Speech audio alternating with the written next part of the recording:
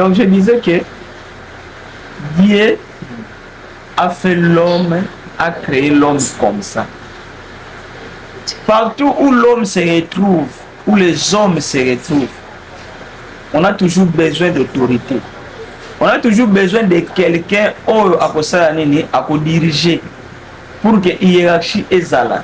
Ce ne sont pas des choses autobandi lelo, ce sont des choses qui ont été imprimées dans l'être même de l'homme depuis la création. Il y a un moment tous na ba hiérarchie, tous na ba roi, tous na ba empereur, tous na ba gouverneur, tous na ba directeur, tous na ba c'est un besoin existentiel. Non, ils ont pensé mais c'est ça qui existe. As-tu déjà vu une communauté sans dirigeant? Zéla. Non, Zéla. Zéla, je te pose une question. Zéla. Je te pose une question. As-tu déjà vu une communauté, un rassemblement d'humains sans autorité, sans leader? C'est-à-dire que dans les désordres comme ça, leader azati. Organisation Mokili, attendez. Le monde existe par hasard ou le monde existe parce que Dieu a créé le monde? Selon la spiritualité, on dit que non. Le monde existe, l'humain existe parce que c'est Dieu qui a créé. Alors comment tu veux me dire que non, c'est que nous les humains nous faisons et ça m'a bon ici à Bisobato. Donc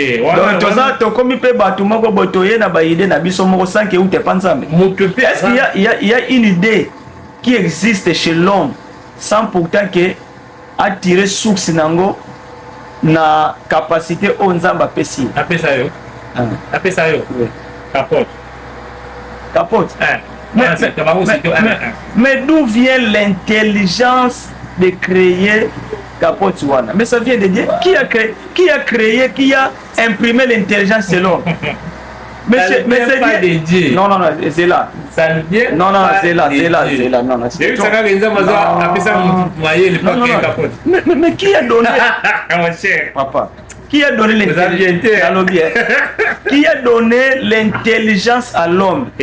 C'est l'homme qui est né lui-même intelligent ou bien c'est Dieu qui a donné l'intelligence? Le problème c'est quoi? Et là vous comprenez les amis. Bon, c'est là. Bon, on a qu'une des places, on a rien qu'une des bons on intervenir. C'est la place, non, c'est là. Place, il y a qu'une des abous. Dans le bac, il n'y a non, nous sommes bêta masali biso batu. Et ça, le biloko a imprimé et pas na biso, tout temps botami. Inconsciemment, il se retrouve que non, besoin wana azanango. Vous comprenez? Attendez-le à Liboso, et ça, on a classement ordonné, mais attendez-le à Liboso, les besoins d'autorité. Liboso, les besoins d'autorité. Il n'y a pas une communauté, et c'est comme Batouba Fandi, un groupe, une organisation qui existait sans hiérarchie, sans que tous en besoin de se choisir un leader, un représentant, ou bien quelqu'un qui va se mettre devant. C'est un besoin que Dieu a imprimé en nous depuis la création. Deuxième besoin, le besoin d'avoir un repère. Pour le dire que non, nous sommes chrétiens, on n'a que la Bible. Si on nous enlève la Bible, on se perd. Mais non. On ne va pas se perdre et on ne va pas nous enlever la Bible parce que c'est un besoin existentiel que Dieu a imprimé chez l'homme depuis sa création. Le besoin d'avoir un repère et bandit, les autres fait ça pour la chrétienté. C'est là. Dans le but que c'est là. Dans le but que nous avons tapé sa Bible.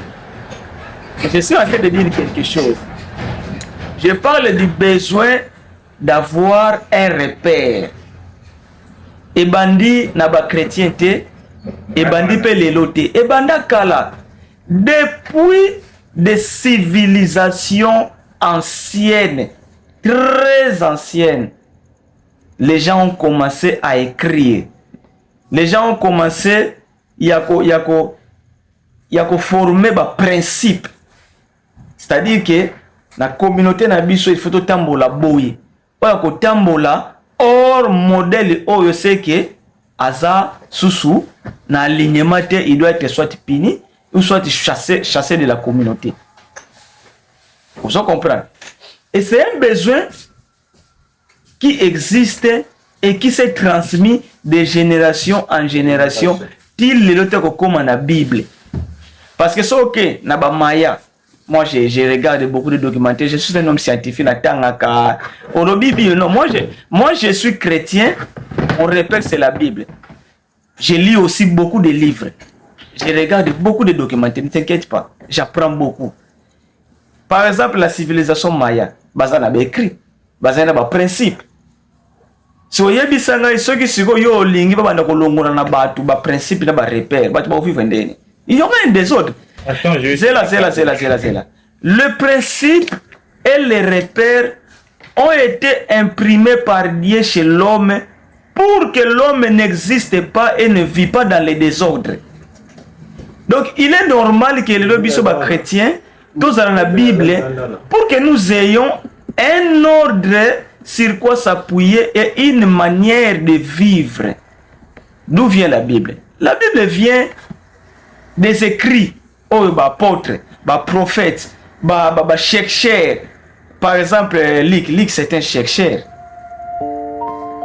Luc n'a pas vécu avec Jésus, mais Luc est un chercheur qui est venu faire des recherches et puis il a récolté des éléments et puis il a écrit l'histoire de Jésus.